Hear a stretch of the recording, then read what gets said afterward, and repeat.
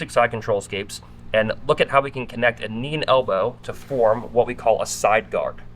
A side guard is a V shape that we form with knee and elbow connection, where it turns your partner's underhook and crossface from an asset into a liability. Okay, and here's what I mean. So whenever I see we're in this position, you see people doing this or posting on their own foot, things like this, ultimately what I need is a connection of my left knee and elbow. That's the very start, is my left knee to be as close to the target as possible. Right here, when I put my knee on my partner's hip, this is the closest my knee can be physically to my elbow because of the fact that obviously his body is wedged in between it.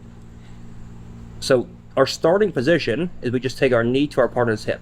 If at any point Juan tries to mount me or go knee on belly, I can immediately lock side guard. All right, so just by changing your mindset from this, where now if he tries to mount me, he can go in and go shin mount and slide across, to this, where now I can't see his hip, but I can feel his hip.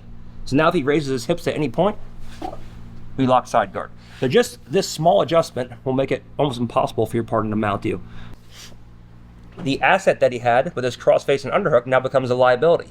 If he tries to stay in this position, and I take my hand inside the shoulder while keeping a knee-elbow connection, and I go in and I reinforce my frames from here, I post to my own foot, and he goes to keep his hands locked, to the last second, once his hands finally do unlock, now, because he's so overextended, his crossface and underhook now become a liability for him, and I can actually go into attacks and into counter offense from here. He has side control on me. We have good defensive frames in place. Now I want my left knee and elbow connected, so we just take our left knee and just touch it right to the hip here.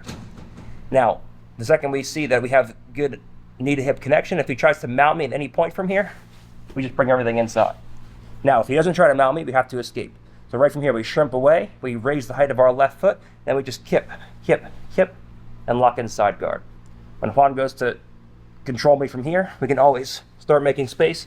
We can take everything back to the inside, then we can just shake, separate, and go right into all of our counter offense with clamp or just going back to a full open guard or what have you from there.